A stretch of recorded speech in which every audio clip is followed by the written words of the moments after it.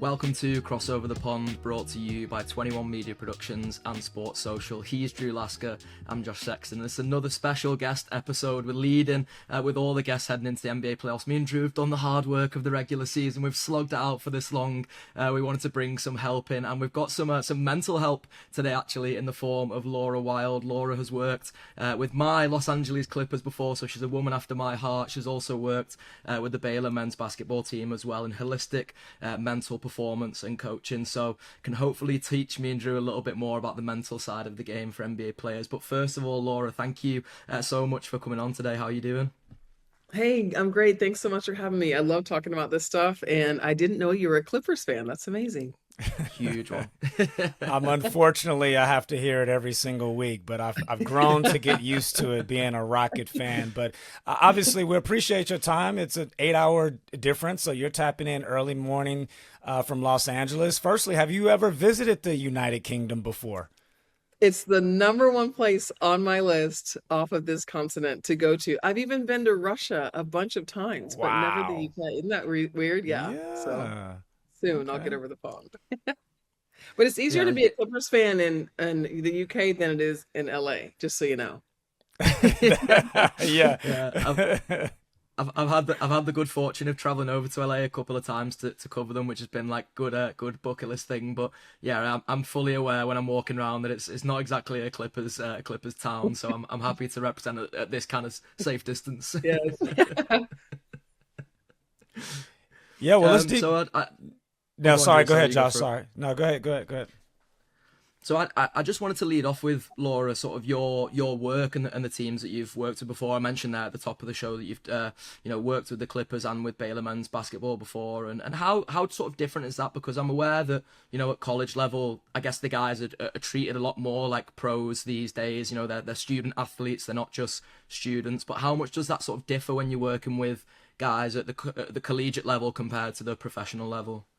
It's interesting because I think a few years ago it was extremely different because I've certainly worked in other college environments and coached college basketball. But nowadays there's almost no difference, right? The players have so much autonomy. No one can tell them what to do. Some of them are making millions. It Although I do feel that at the college level they're still allowing people to guide them a little more. And they talk more, right? They're a little more outgoing at that level in general. I know it's different person per person, but I did notice that the college guys are slowly changing and they're becoming just like NBA players. And so is that a kind of like easier challenge for you then, I guess, working at that level, because you're sort of dealing with, I guess, even the sense of like the younger minds to mold really, whereas guys in the NBA will be coming in and be like, you may be dealing with veterans that are speaking to somebody like you for the first time really, and are very set in their ways, very sort of set mentally. So does it tend to be easier, almost like the younger and more impressionable, I guess, that people are? Oh yeah, I try to avoid anyone over 27. So, those old guys in the NBA. But I think that, it's funny because I have parents of, 12-year-olds. I took on my first really young client the other day who's like 5. I mean, I'm almost embarrassed to say it, but Wow. I realized that once they get to that next level, they're like, I already make $23 million. I'm good. And so there's something about that extreme success where I think people are less likely to try to change something because there's a little bit of concern like, well, I know this is working. So if I add something in, it might throw me off. Even if they're, not playing great, I think they worry a little bit that they could change one little thing.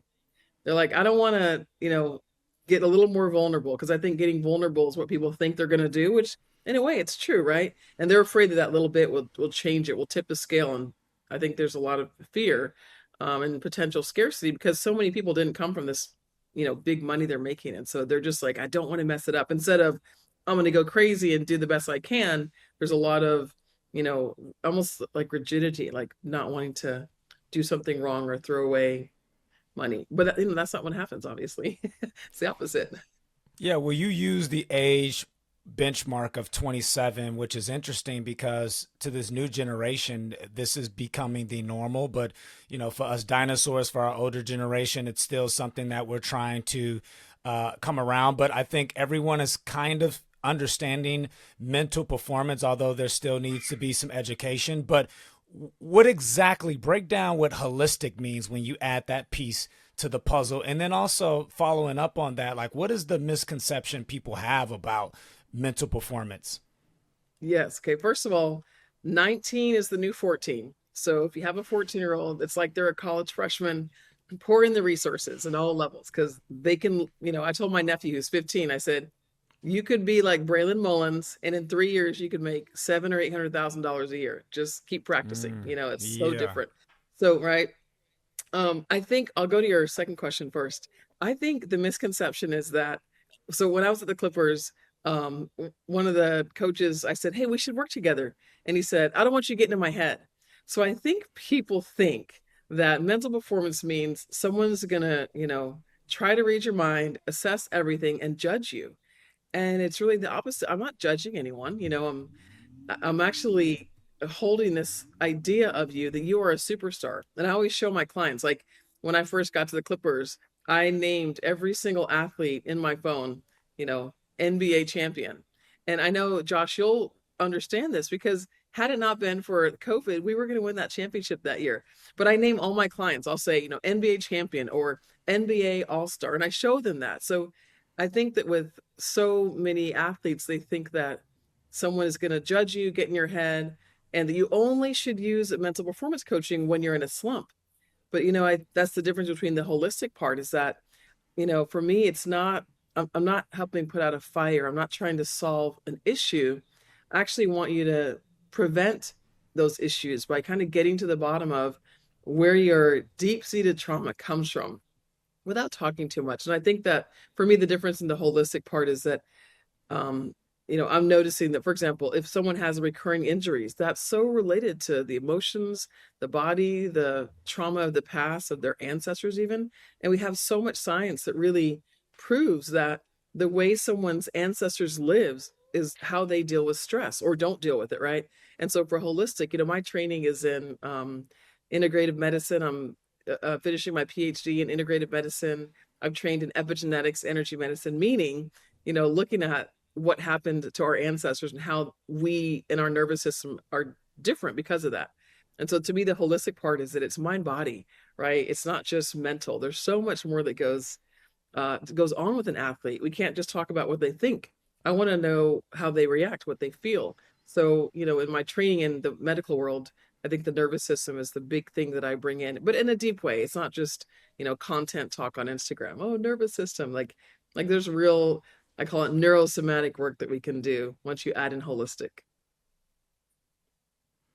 Yeah, and I just wanted to ask about that sort of open mindedness, I guess, because I think the world these days is kind of leading into a more, they're definitely more accepting of therapy and people going to therapy and that being a thing. And I think that's where, you will still get a fair bit of closed mindedness. Like I'm starting to understand the over 27 kind of cut off because it's almost like a generational thing, really, isn't it? It's like, I don't want you to get in my mind because I'm kind of scared what will come out if I am open minded about this. But I think you're seeing these days now that, more people are kind of accepting therapy into their lives and not just at bad times of their lives. Of course, that's, often where it can be most helpful to people. But at the same time, like you say, there's a preventative reason for this, which is, I'm happy right now. How do I stay at the top of, top level of my game almost? And you're dealing with that at a really elite level where, we've seen it, even in more recent times with some recent examples, you can be, at the top of your game one day, an injury can come and suddenly it comes kind of crashing down. Or,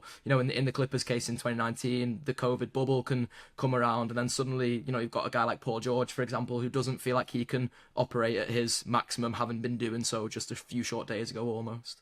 Yeah. And that it's interesting because that during that time with Paul George, I was obviously with the Clippers.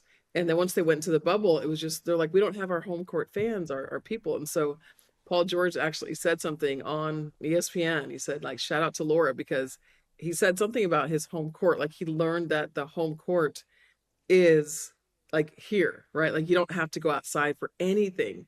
And it's so true. Like, I tell my guys, they'll say, oh, like they'll get a session. They'll get a session every week for 2 months. And they go, okay, I'm good now. I go, well, no, let's just keep going. What if you could be even better? So I think that people want to use like a Band-Aid. And so mental performance coaching and, sports psychology is not just a Band-Aid to fix something. It really should be something that you keep going. And even as simple as like, doing breath work or meditation or sports grounding, as I like to call it, on a regular basis, it like peels back the layers and it gives you more awareness. And I really think the awareness and the self-awareness is what we're trying to get to, right? And so in like traditional sports psychology, they can and we do take people into becoming more aware. But I think it's important for athletes to have someone like to learn this kind of on their own, right? I don't want them to need me all the time. And so the goal is really to get people to start to have this their own ability to recover, right? To recover from whatever it is and to have this resilience. And I think resilience is not just like pushing through everything, it's really having a different perspective about it. And so instead of these terrible things happen and I keep going, it's like, oh, I'm noticing that what seemed terrible might not be terrible. Maybe it's exactly what I need. And so, that level of maturity is hard to get, if you can imagine, out of like a 19-year-old. But when they start doing the work, it happens pretty fast. It's funny because when I think about it, it's like I'm dealing with 8 and 9 figure, teenagers sometimes and people in their young 20s who make more money than almost anyone on earth.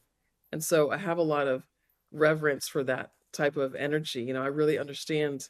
I don't want to say I can't say I really understand what they're going through, but I know it's something interesting and different. And that's the only way you can understand, really, isn't it? Is them being able to be open-minded. And that's where I wonder how much like precedence really in terms of you first getting into that line of work, but also I guess representation to a degree really matters. I actually wrote a piece about the Clippers sort of almost being a front runner in this for a number of years, and maybe shouted out you without realizing I was shouting out you, because the way that Paul George talked about his mental health after the bubble, the way that Nicholas Batum, when he came to the team, spoke about how he'd been at his lowest point as an athlete and the Clippers had kind of saved him. Reggie Jackson as well. The Clippers almost had this reputation of like guys come to this franchise and have their careers saved, but a lot of that is mindset change. A lot of that is a guy like Reggie Jackson, being at his lowest point before he'd got to the Clippers, thinking, maybe retirement is the only option for me, and that's sort of staring into that wilderness. But then I think guys kind of realize, there is help out there for me, and maybe it's just almost being in the right situation to get that help then. Yeah, it's interesting. Yeah, it's interesting because I was there during those times. And one of the things, like when guys get traded, like there's this, quiet almost sadness in the spaces. And some guys really want to get traded, right? But I remember how upsetting it is as a staff member. It's like, oh, we lost so and so. Like I was there and we lost Shea Gilgeous-Alexander. And it was like we were devastated as a staff. It was so sad because these athletes are like our, children or our brothers, our nephews. And then when Reggie Jackson got traded, it's like, what? But then what did he do the next year? He went and won it all with Denver. So sometimes, what seems like, a bad thing can turn out for some athletes and clients to be the best thing ever, And so then I remember I saw Reggie at Summer League right after that. And it was so wonderful. He had his ring, like to see him with his ring at Summer League after he gotten traded away and then triumphed. So I feel like their wins are really my wins. And so I remember one day I was sitting in the arena during a Clippers game, and D Brown was my boss, the guy from the Celtics, and I cheered for someone, and he said, "We don't cheer when we're on staff. We're just watching the game." I said, "Well, but I'm the cheerleader." He's like, "What?" I said, "But I'm the cheerleader for every guy. Like that's my job, is to make sure they feel that they have complete unconditional support. I don't care if they're missing every free throw or making them all. Like my support doesn't change. I'm completely, there holding that space for them to be who I know they can be." And he's like, "Oh, okay, you're right." And so that, I think that's kind of what it is, right? During the games, I'm the cheerleader. Most coaches don't put mental performance coaches on the bench, or most teams and head coaches don't put us on the bench. I would like that. I wish that wasn't true, because I know the reset that an athlete can get when they come out and they can check in could be amazing, right? Because that happens, or each quarter is very long. To stay completely focused is really hard. I think focus is one of the hardest things that young athletes have. How do you stay focused the entire time? We see that in the NCAAs, right? Sometimes 10 seconds of letting down your focus loses you the game. And so, when they can learn to be focused and to bounce back quickly, those to me are two main things to give guys with mental performance coaching and sports psychology. Yeah, I think that could be really beneficial because especially when a player's struggling, like they need a pep talk. And a lot of times the head coach, the coaching staff, they don't have time to go at the end of the bench and talk with the player for whatever the times require because they're in the heat of battle. Just imagine if you had a mental performance coach there at the end of the bench that could just check in with guys throughout the course of the game. But, I would love for you to take us a little bit inside because you mentioned the Clippers. You mentioned Paul George specifically. It's been in the media in regards to what he has just gone through. He's just returned from a 25-game suspension. And the general fan will say, what do you mean mental health? You're making $200 million. You live in a mansion. You're staying in 5-star hotels. You're traveling charter. Like, what do you mean? Could you take us inside of like the mental pressure an everyday NBA player deals with on a daily basis? Yeah. So one thing I think is there's a level of isolation because suddenly you're not really sure who's your friend and why they have become your friend. So it's like who got there with you? Because that's pretty much your circle from now on. It's really hard to let new people in. So I think the idea that it's so hard to trust other people, plus someone always wants something from them. I'm not even speaking about any athlete in particular, but there's always an athlete whose family member wants $10,000 to start a business. There's always, can you do this for me? Can you? And I make a point of not asking. All I ask for is for tickets. People go, oh, can you get something signed for me? No, because I don't want to be one of 10,000 people who wanted to get a basketball signed or a jersey signed. And so I think there's a wariness that comes with just seeing any person who's coming into your space and having to be aware that they're going to probably want something. They're going to have a business deal for you. But I also think that, making all that money when you haven't made it and you think, okay, this is going to make me happy. And I think there's this sort of, we've heard about this, right? You get the brand new car and then 2 weeks later, you love the brand new car. You're like, dang it, I didn't feel that spot. And that's why, to me, I brought in the holistic part so that there's a level of transformation that takes place within an athlete that helps them feel happy, whether they're multi-millionaires or not. Because I think making a lot of money sounds amazing until people make it and they go, wow, I thought I would be so happy and everything would be perfect. And instead, I'm just me with more money. I think that can be, something that wasn't expected, right? Oh, I thought when I got this huge check, I'd feel so different. And they do feel different. And then it wears off. So I think that wearing off part, and Will Smith had said something about that. Like you make all this money and there's this level of guilt that you think I should be happy. I should, feel good. And also I think there's social media, right? They talk a lot in the NCAA about how athletes are getting, messages on Instagram. You messed up my bed and threats. So I think there's this expectation. They hear the fans. And even though I try to tell them to never look at the social media comments about them, some of them love to do that, and some of them handle it well and some people don't. So I think if you're reading social media and people are making fun of every little thing you've done, and you're so public, you can't hide. I think that can be part of the stress. That's part of the mental health stuff, right? And then you're also usually the person who supports your entire family on some level, whether or not you want to. They're all thinking about it. Suddenly there's more cousins than you had before. So I think there's just this wearing down over time that they really have to build this bubble around themselves and set some boundaries and be really clear about what they can give and what they're not able to give, and set things like, I have an allowance for my family every month is what they should say. And once that's exhausted, wait till next month. And people will. They'll call them the first day it starts over. Hey, can I get that money now? So I think even though for us it seems like, wow, you have, $200 to $300 million, you should be happy. I think that's the whole thing. Yeah, I have $200 and $300 million and I'm still the same person I was before. And it's hard just to go out and make new friends. I can't walk around the streets. I can't just go to the mall. There's so many things that come with that. Not to say that I wouldn't trade places. Yeah, definitely. Let's keep it real, right? Yeah.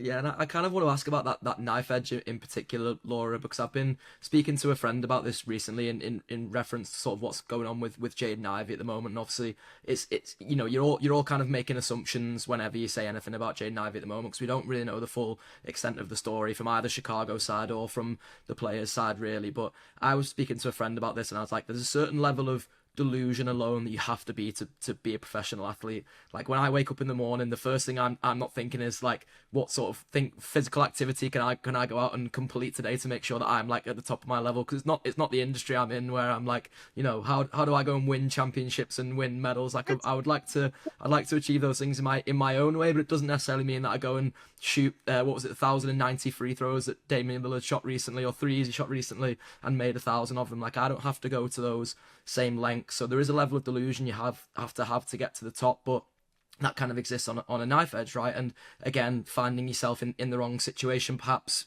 a few wrong injuries going for you. It could be like even a family thing that's gone wrong for you, something off the court that's gone wrong for you, can just tip that knife edge the wrong way. And that's where, like, people sort of talk about money as if it's the great sort of, cure of everything. But actually, the money can also be that, like, you see guys who come out of college, and I'm sure you'll have worked with some people like this too, who come out of college, get to the NBA draft, and really their aim was to get to the NBA. So suddenly it's like, well, I've made it now. And it's like, actually, the NBA should really be the start of the work for so many of these guys to make sure they're always on the right side of that knife edge.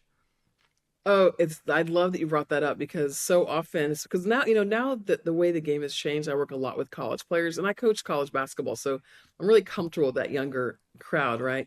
And so often people have a goal of to get to the NBA, or my goal is to be a first round draft pick. I'm like, but you could be on the G League if you do that. Like, that's not a real goal. And I think I experienced that myself a little bit. My huge goal was to get to be in the NBA and to work with the team.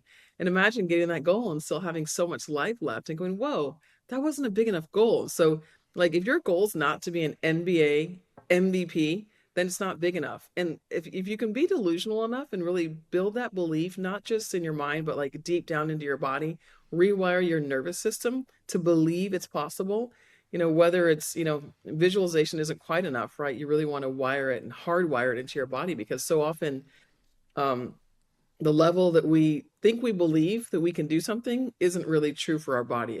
We have these thoughts, but our body's like, no, that's not safe, because sometimes being great isn't really that safe. Suddenly there's this sort of, and I had a guy I was working with who wanted a max contract.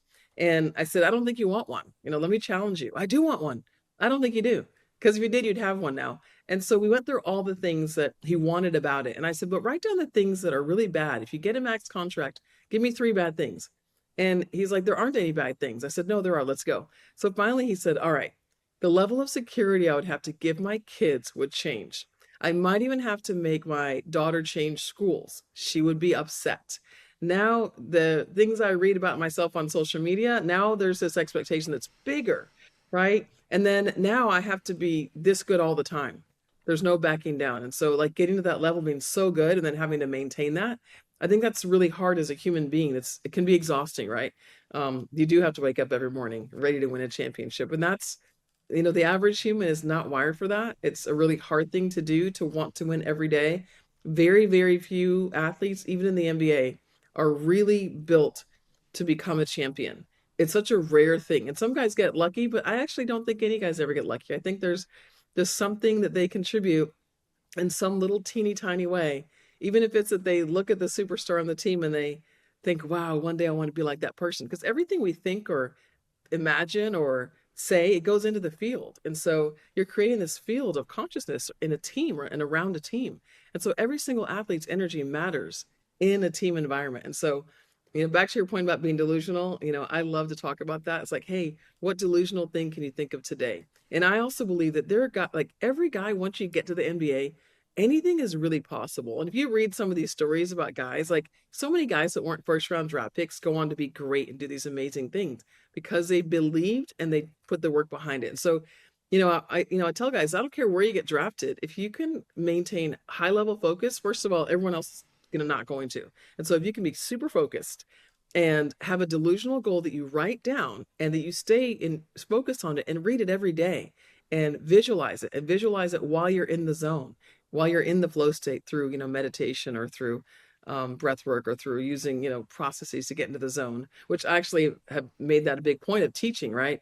So all you have to do is be a little better, and then you can see that you could be a little more better, and then a little better again. And so that's how I think you get to the highest level, is just in little tiny increments. And you start to go, oh, the field here is quite empty. Oh, now it's even emptier. Guys like Kawhi, Leonard, I would watch him all the time. It's like that guy will shoot as many shots from the corner as it takes, and a little short mid-range shot. It's like training to be great is so boring. And I would watch, and I would like make myself stay focused in the practice facility, like sit there and watch and just notice that he would just shoot over. I mean, he's so diligent and so focused, and I guess he doesn't get bored, or he does and he doesn't care. And so if you're not a little bored with your training, you're not training enough.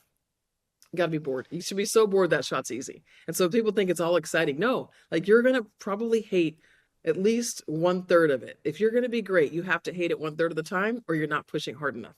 And only one third of the time do you really love it. I think the other third, it's neutral. And there was an Olympic coach who said something like this, like break it up in thirds. Know that a third of the time you're going to be miserable and hate every bit of the training.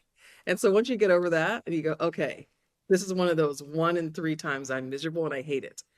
Good, because then now you can know that you're due for some good times, and you're also due for some neutral times when it's not exciting but it's not miserable.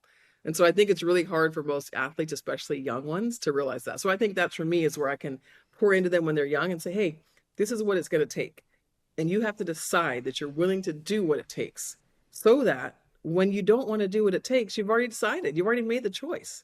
And so now it's inevitable that you're going to become what you want to become, because you decided so intensely, and you realize that it's going to take this and nothing less. And that's why, we have one champion every year and one MVP, because for the handful of guys that really want to do that and really believe in it, then the rest of them put in the work, and the other ones, stay healthy. And it's this incredible lottery game of who can really win. Everything has to work out so perfectly, and you really can't plan for it. But you can Yeah, pretend to plan, and if you plan, you are more likely to get there. Sorry. yeah, interesting. You mentioned what it takes to get to that level of being a champion, but we also know there's so many minute barriers that get in the way of a lot of players from reaching their full potential. And one of those biggest barriers that this new athlete is having to deal with, and you mentioned it earlier, is social media. Back in the 90s, it was, the player, he didn't hear any negativity or even positivity until the next morning, until he picked up a newspaper and watched the news. Now everything is so instant where, I remember when there was no phones allowed in the locker room. It's clear that a lot of these guys are on their phone even during halftime, during the game. It's very obvious that a lot of these players are going and typing in their name in Twitter just to see what's being said to them. From your expertise, and what are you learning of the why? Why do they go and seek this information out? Because we're always taught as the athlete to block out the noise, but most are going to go see what's out there. Well, okay, so one thing I want to mention is the difference, like in the 90s, is that the guys knew exactly who said the positive or negative things. And the journalists would have to answer for that. So now there's no one answering for all these anonymous comments. So I myself, like if I see negative comments, like I'm all for it. So I actually teach them just to embrace it, like love it, like love the negativity, because it's something that you can use as fuel. And the thing is, if someone says to me, or I'll pick, let's just say an athlete, if someone says your game is trash and you can't shake it off, then you actually have a deep concern that maybe your game is trash. Maybe your game will be trash at some point. And so if you're triggered by things you see on social media, even if you have thick skin, right, you have to have thick skin, right? But if these things trigger you a lot, it's because deep down you have this insecurities. And so it's good to know this, right? Great. Go look on social media. If you feel bothered, if you're upset, if it messes you up, great. Let's work on this. You have deep trauma that we need to release. But I think the reason they do it is because I think as humans, most of us have a need to be liked, to be approved of, and it's biological, right? For us to survive in humanity, we have to fit into the tribe, because if you get sent away from the tribe, you will die of exposure, of, starvation, etc. So I think it's just natural for us to want to fit in and to be liked by our peers and to be, in a world where we are accepted. So I think it's just a biological need for us to look for, acceptance. And it's not a good place to look for it on Twitter, but because you're probably going to lose the odds on that game. Yeah, absolutely. They're coming after you. Yeah. And I want to talk about that sort of unique, I guess, opportunity really that social media creates, where it does kind of present that knife edge I was referring to before. It's a good segue from Drew really, because I was sort of thinking about the way that someone like Kevin Durant, for example, uses social media, where I feel like he actually seeks out the kind of the negative feedback. He probably searches his own name, I would assume at this stage, because he's really trying to sort of like go out and almost create an enemy. I think there's some guys like Kawhi Leonard's a good example of this, who maybe don't need the noise. They can completely ignore the noise. They're so like, everyone always says that Kawhi's like robotic, but I think it's good to be robotic in a sort of world like his, because it means that, as you say, you can be so diligent, where it's like, I'm just going to go out and shoot 1,000 shots before the game tonight, and that's going to be my way of preparing for the game. Whereas, I always think back to a story that Shaquille O'Neal told once, where he basically said he made up a story about David Robinson because he wanted an excuse to like go through David Robinson's chest. And it was that idea of like creating that enemy in your head, creating that kind of noise that Drew says, athletes are generally told to stay away from. You create that enemy and that sort of noise yourself in order to go and fuel your performance.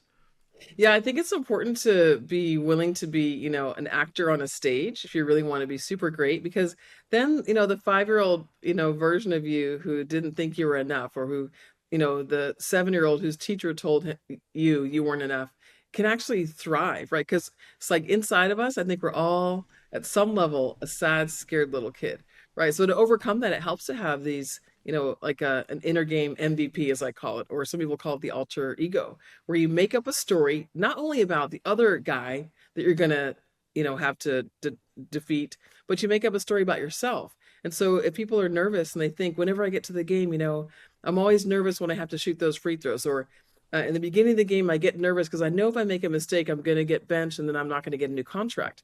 So we have to switch that story, right? And say, I love basketball games because it gives me a chance to shine, because then I know I can show coach how great I am and I can make all my free throws and then I can get a new contract.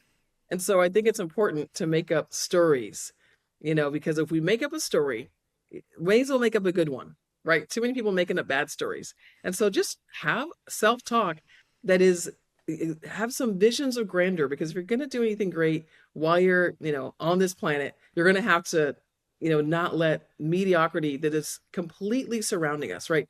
There is mediocrity everywhere. So many people are just willing to get by. And so you're going to seem like a jerk. Like, Kobe, people didn't like Kobe. People forget, like, y'all didn't like Kobe. Like, he put people's feet to the fire. He was demanding, and everyone around him had to get with it or get out. And it's something that I, put into the ears of my young players. Hey, don't worry if your teammates like you. That's okay. We want to win a championship. So if your focus is to win a championship, you have to know you're going to lose some friends along the way. So I think it's really important that you make up stories and you live them as if they're real. And you can turn the story off at the end of the day when you go home to your family, but you have to, like, you do have to be delusional. You have to make up these stories and say, I love it. I love this season because I became an MVP.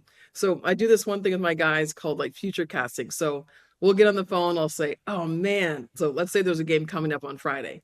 And I'll say, wow, I love that game you had on Friday. Can't believe you hit 38 points. Oh man, and when you block LeBron's shot, that was the best part. That was like the best part.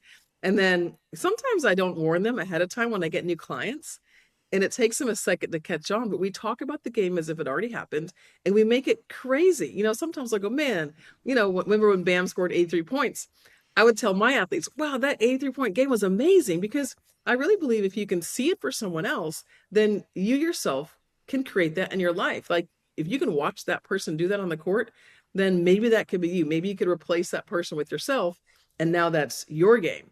And so that's one of my favorite parts, is like to tell a story about a game that hasn't happened yet. Because in quantum physics, we say, well, does time even exist? So if time doesn't exist and there's all these, timelines going on, just leap into a new timeline. Let's talk about the game as if it already happened and you scored all the points. You got so many rebounds.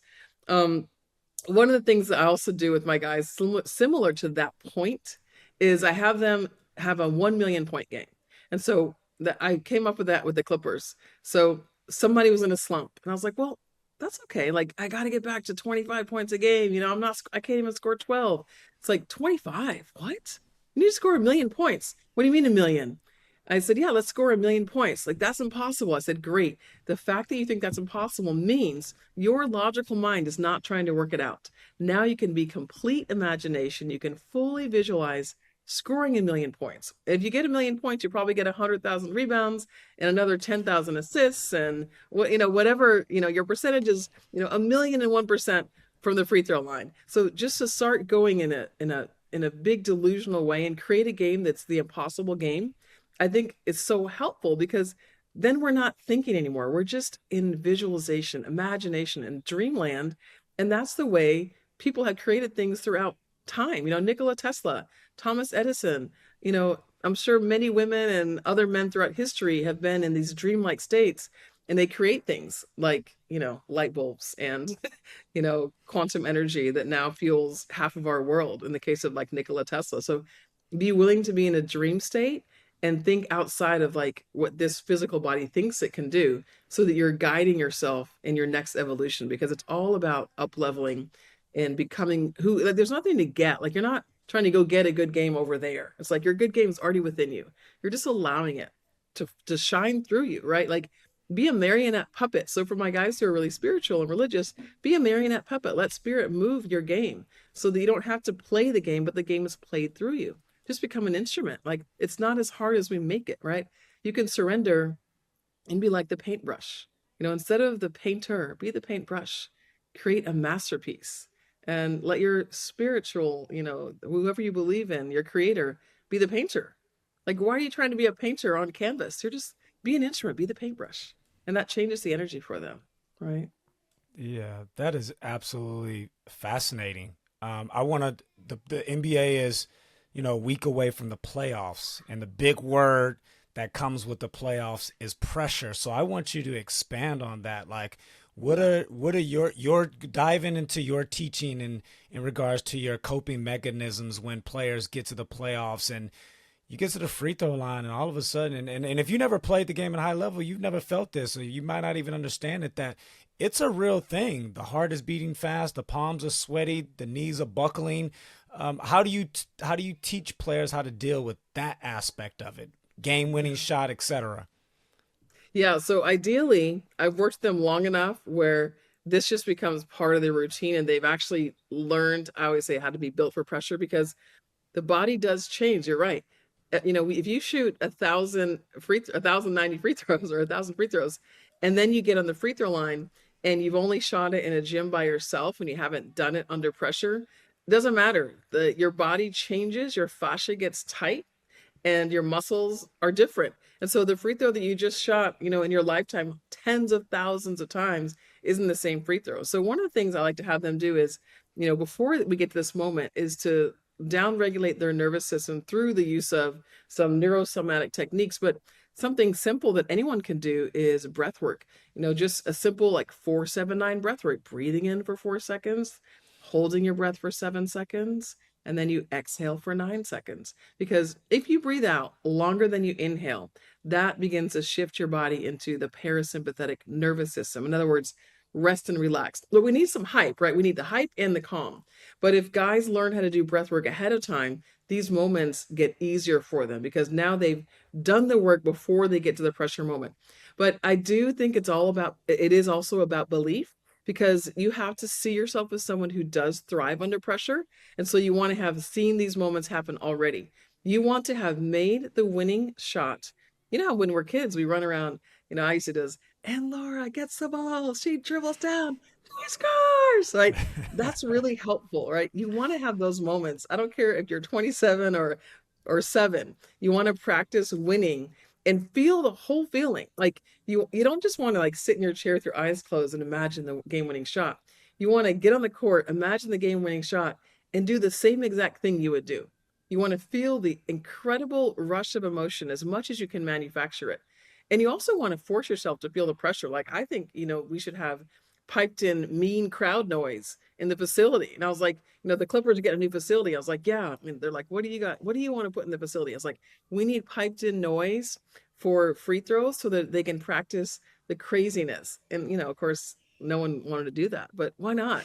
And so it's hard to practice under pressure, right? Because the way you get to practice under pressure is when you're under pressure. And so But I don't think you have to be under pressure to be good at it. I think some people are naturally good at being under pressure, but I also think you really can build yourself for it. And I think that, things like breath work, centering or meditation over time will change the way you operate because it gives you a chance to respond. You want to create a little millisecond between the stress and the response so that you can start to go, oh, I notice that my body wants to go into contraction a little bit and get tight.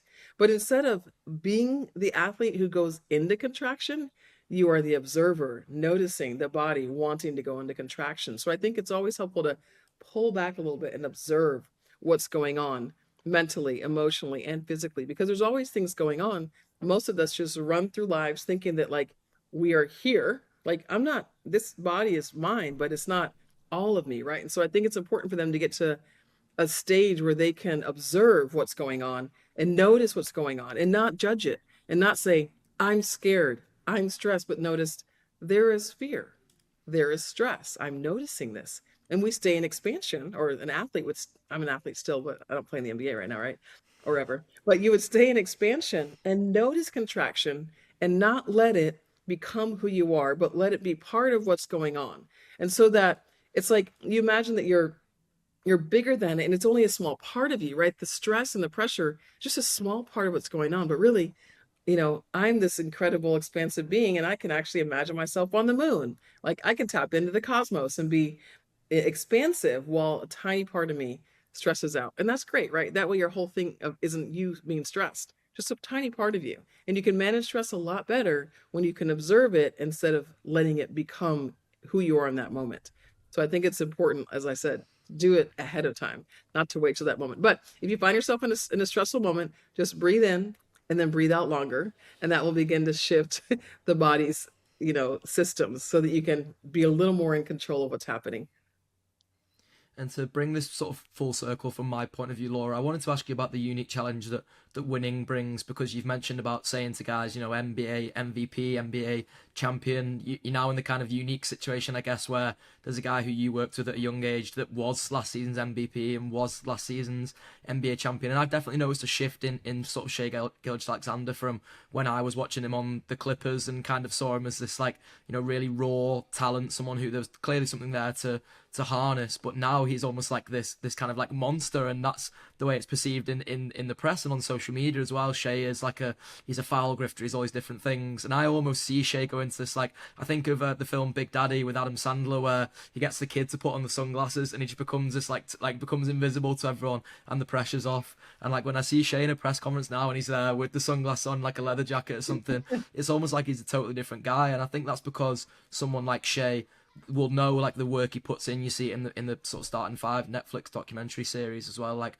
the work he puts in is the thing that he always knows he can fall back on and trust. And so I want to know how you kind of impart that on to guys who have reached the top of the mountain. That's like the objective top of the mountain as well, to be MVP and a champion, and then get them to be able to go again, especially when noise and outside pressure and different things increase.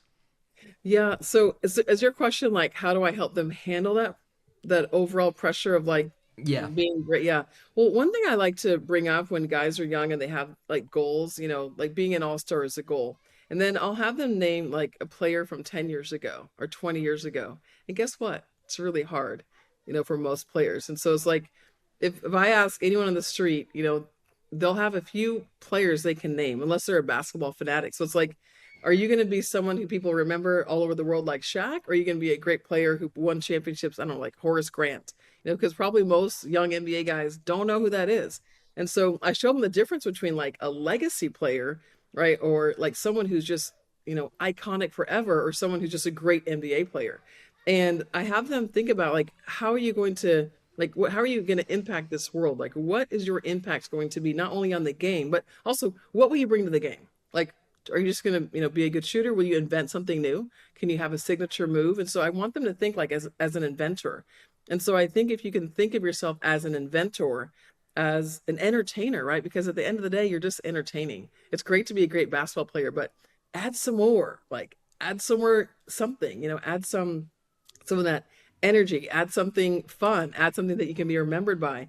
But I think having them map out and then recheck what they're really doing. Like, are you just here to play basketball, or are you here to change humanity? Because I think through the game, if you have a high, I always call it a high vibration, a high frequency, you can actually change humanity. Because if you are an athlete who, I mean, even like Shay, right? I'm sure young kids out there are like watching Shay and they love that thing he has, right? And I feel like you could kind of see the it factor in him as a rookie, but it's not like I was like, oh, that guy's going to be the NBA MVP so soon. Like, I don't know that we saw that, but we knew he was special. It's interesting. He's also Canadian. So, there's a big difference in the way the guys from Canada and Europe and the American guys are. And so in that way, he already was standing out just because he was from Canada and he had a different perspective on life. But I do think that it's important to really be thinking about, impact the NBA or impact humanity, or obviously both. And so it can't just be basketball, because then you'll never be satisfied. If it's all basketball, at the end of the day, at the end of your life, you're not going to look back and be like, man, I lived a great life. Because there's going to be something deeper that you're going to want. And the way to not be a depressed, retired NBA player, I think, is to have something you're giving to humanity, even if it's in your little, community, even if it's a community center. When you start to give back to people, this is how you overcome that feeling of, not enjoying being an 8-figure or 9-figure millionaire. I think if you can have something besides basketball that makes you up, and so that you're not one-sided. And I think guys nowadays are way more like that. They have such diverse backgrounds. They're, look at like Jaylen Brown as a great example, right? He's got so much stuff he's doing besides just he's MIT and investments. So I do think it's important to have the idea of making yourself multidimensional and seeing what you can really give while you're on this planet. What can you give, during your life, as opposed to what, how many points can you score?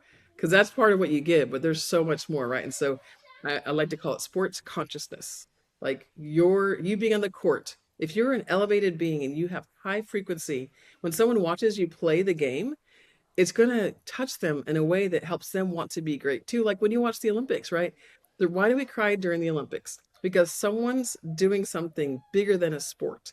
And so we're touched at a deep level because, like, I'm watching someone overcome, so many things to make this rate, to win this race. And when we watch someone who's an underdog or who's the favorite do the thing, we as humans are touched. And so if an athlete can look at every possession as a lifetime, every game as a decade, and pour into it, and really pour into it, like pour into your teammates. Don't worry about confidence. Serve your teammates. And that's going to make you someone that the world will watch. And as the world watches you, they're going to know that you're different. They may not know why, but they'll get this sense like, I like watching that kid play. Something about him, And I think if they can say that, I don't know what it is, and not name it, then you've done your job. They're feeling different. They're feeling touched. Laura, this has been incredible, allowing us to see things from a different lens. But Josh, I think it's only right that we finish this off by putting her under a little bit of pressure. And I want you to put your personal allegiance to the side. Who is your NBA MVP? And how do you view it? Because it's subjective in how people view it. Give us your spill. So if I'm looking at the whole league in this moment, this season, I would say I'm such a Jaylen Brown, like, I don't know if the word's fan, but I love what he does for the game and for people and for humanity and for nerds everywhere. Like, I love what he does on all those levels. And he's a kind person. He's he's so self-aware. And I'm going to vote for self-awareness every time. And so Jaylen Brown is my NBA player right now that I look up. Like, if I'm putting someone on a pedestal, who's going for it, who's won championships, it's him. I love that. I love that. I love the self-awareness we're all for. It's funny how much guys have been like lobbying for themselves to be MVP these days. Like Jaylen Brown saying he's the best two-way player in the league. Victor Wembanyama coming out recently and saying defense is 50% of this. Like, I should be the MVP. We're all for that, and we're all for guys backing themselves. But Laura, thank you so much for enlightening me and Drew on this podcast. You've spoke life into me. There's certain things I've been thinking as you've been talking about. I'm like, I need to apply that to my own life and to my own things. So tomorrow morning I'll be waking up and shooting 1,090 free throws. That's for sure. In my own way. Whatever that constitutes in my life, I'll be doing that. So yeah, thank you so much, Laura. Yeah, we can all have our 1,000,000-point game, right? A 1,000,000-point game for you. What's that for you? So it's universal, right? Thanks for having me. I really appreciate the conversation. I love talking about basketball. It's, as I'm sure for you guys, my favorite thing, and I could talk about it forever. So thank you so much. Thanks for your time, Laura.